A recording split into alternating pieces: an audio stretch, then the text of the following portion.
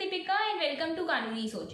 दोस्तों, आज हम डिस्कस करने वाले हैं सेक्शन 9 के बारे में। सेक्शन 9 की आज हम पूरी डिटेल्स जानेंगे कि वो क्यों फाइल किया जाता है, उसका मतलब क्या होता है, कौन फाइल कर सकता है सेक्शन 9 को, उसका ज्यूरिसडिक्शन क्या है, इसके क्या क्या फायदे हैं।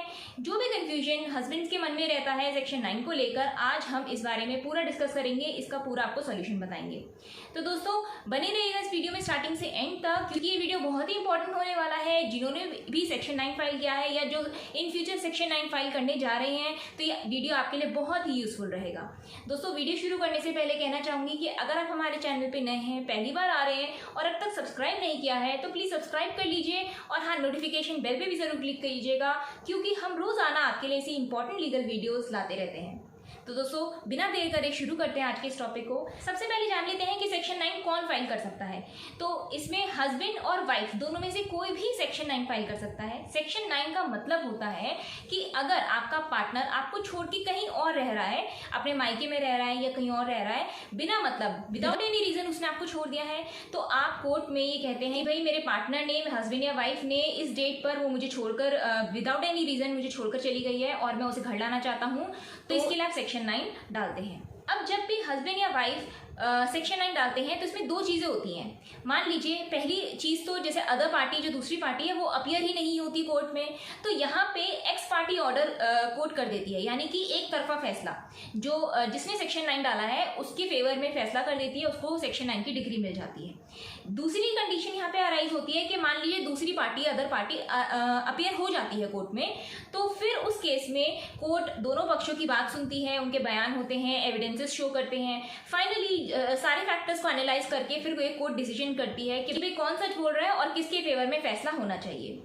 कई बार दोस्तों ये भी होता है कि वाइफ आना चाहती है वापस हस्बैंड के पास, लेकिन उनके घर वाले यानी कि वाइफ के मायके वाले जो है, उसके पेरेंट्स जो है वो आने नहीं देते हैं। तो यहाँ पे अगर वाइफ कोर्ट में अपीयर होके हस्बैंड की फेवर में बयान दे देती है, तो डेफिनेटली हस्बैंड की फेवर में कोर्ट फैसला करेगी और वाइफ को जो है वापस से वो घर भेजेगी। अब इसका ज्यूरिसडिक्शन समझ लेते हैं दोस्तों। सेक्शन 9 आप वहां फाइल कर सकते हैं जहां पर आप रहते हैं, जहां पर आपका रेजिडेंस है।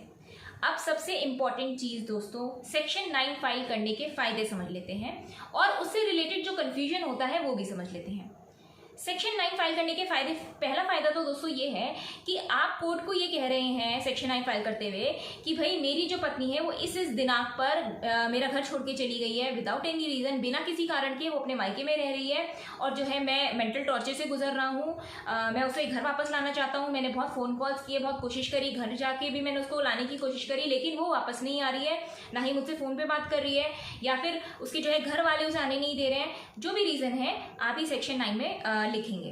तो यहाँ पर कोर्ट आपकी नजरिए को देखेगी कि आप अपनी वाइफ को लाना चाहते हैं, लेकिन आपकी वाइफ ही नहीं आ रही है। अब क्या कारण है?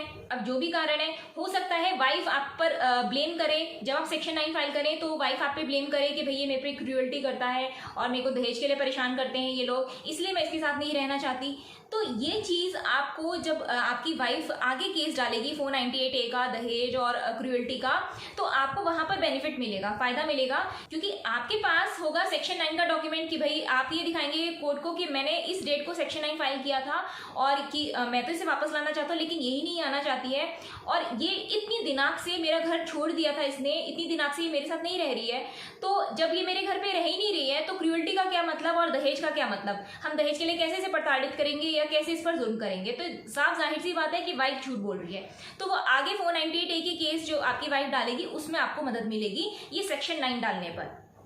दूसरा फायदा कि अगर आपने सेक्शन 9 डाला हुआ है तो आपको बाकी केसेस जो वाइफ और डालेगी, जैसे डीवी हो गया, मेंटेनेंस हो गया, इन केसेस में भी आपको फायदा मिलेगा, क्योंकि यहाँ पर आप फिर से कोर्ट को ये बताएंगे कि भाई मैंने तो सेक्शन 9 डाला हुआ है, मैं तो इसे वापस लाना चाहता था, ये अपनी मर्जी से अपने मायके में रह रही है, तो फिर मैं मेंटेनेंस देने का कोई मतलब नहीं उठता। तो यहाँ पर कोर्ट जो है आपका पक्ष सुनकर कहीं ना कहीं वो आपको फेवर करेगी, मेंटेनेंस या तो वो नहीं देगी या फिर बहुत कम से कम देगी, क्योंकि यहाँ गलती वाइफ की है। कई बार होता है दोस्तों, जब वाइफ सेक्शन 9 का रिस्पॉन्स देती है, जवाब देती है, तो वो अपने बयान में कुछ ऐसा कह देती है, कोई ऐसी लाइन जो आपके फेवर में हो, तो यहाँ पर आप उस चीज की सर्टिफाइड कॉपी निकलवा कर आप अपने केसेस में फर्दर यूज कर सकते हैं, क्योंकि वो चीज आपके फेवर की है, वो चीज आपको हर केस में मदद करेगी, आपका केस स्ट्रॉन्ग करेगी।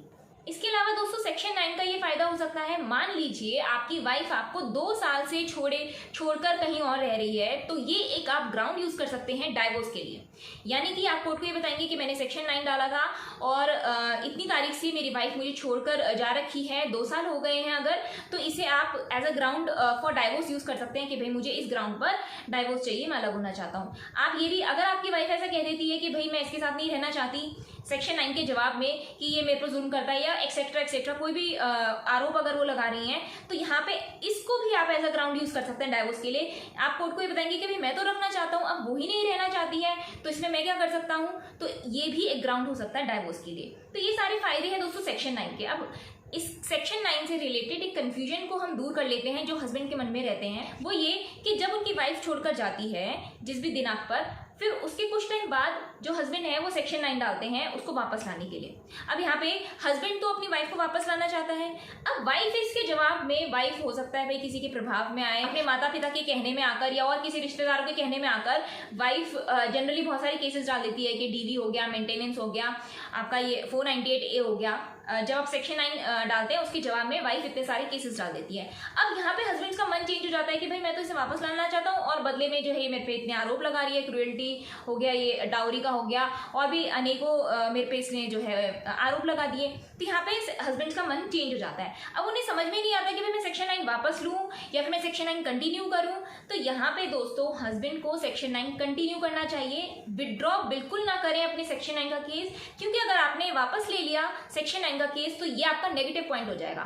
यहाँ कोर्ट ये समझेगी फिर आगे फर्दर केसेस में कि भाई आपका ही मन नहीं अपने वाइफ को रखने के लिए, इसीलिए फिर आपका ज्यादा से ज्यादा मेंटेनेंस भी वो बांधेंगे, आपके अगेंस्ट केस टर्न हो जाएगा। तो यहाँ पे दोस्तों आपको विड्रॉ नहीं करना है बिल्कुल भी केस, आपको कंटिन्यू रखना है। अगर आप कंटिन्यू रखते हैं तो इसका फायदा आपको जरूर मिलेगा जो हमने फायदे डिस्कस करे। यहाँ पे दोस्तों 2 बातें होती हैं, या तो आप सेक्शन 9 का केस हार जाएंगे या फिर आप सेक्शन 9 का केस जीत जाएंगे। दोनों ही कंडीशंस में यहाँ पर हस्बैंड का फायदा है, क्योंकि अगर आप जीत जाते हैं तो सेक्शन 9 की डिग्री आपको मिल जाएगी। अब वाइफ खुद नहीं रहना चाहती तो लेकिन आप सेक्शन 9 की डिग्री तो आपके पास है, वो आगे फर्दर केसेस में आपका केस स्ट्रॉन्ग करेगी। आप ये दिखाएंगे कि भाई ये देखिए प्रूफ है मेरे पास कि मैं इसे अपने पास रखना चाहता हूं लेकिन ये नहीं रहना चाहती, तो यहाँ पर आप ही की सुनी जाएगी और आप ही के पक्ष में कोर्ट फैसला करेगी। दूसरी चीज, अगर आप सेक्शन 9 का केस हार जाते हैं तो वाइफ के पक्ष में फैसला करेगी, तो इसका साफ जाहिर मतलब है कि वाइफ जो है वो आपके साथ नहीं आएगी, और यही हस्बैंड चाहते थे। तो दोनों ही पक्षों में हस्बैंड की ही फेवर में फैसला होगा। तो यहाँ पे आप सेक्शन 9 का केस बिल्कुल भी विड्रॉ ना करें, आपको सेक्शन 9 से फायदा ही होगा। तो ये थी दोस्तों सेक्शन 9 से रिलेटेड जानकारी। अगर आपकी वीडियो हेल्पफुल हो, यूजफुल हो, तो इसे आगे लाइक और शेयर कर दीजिए अपने फ्रेंड्स और रिलेटिव्स में, ताकि बाकी लोगों को भी इसके बारे में जानकारी मिल सके। मिलते हैं नेक्स्ट वीडियो में किसी और नए लीगल टॉपिक के साथ, तब तक के लिए bye bye, take care and thank you for watching.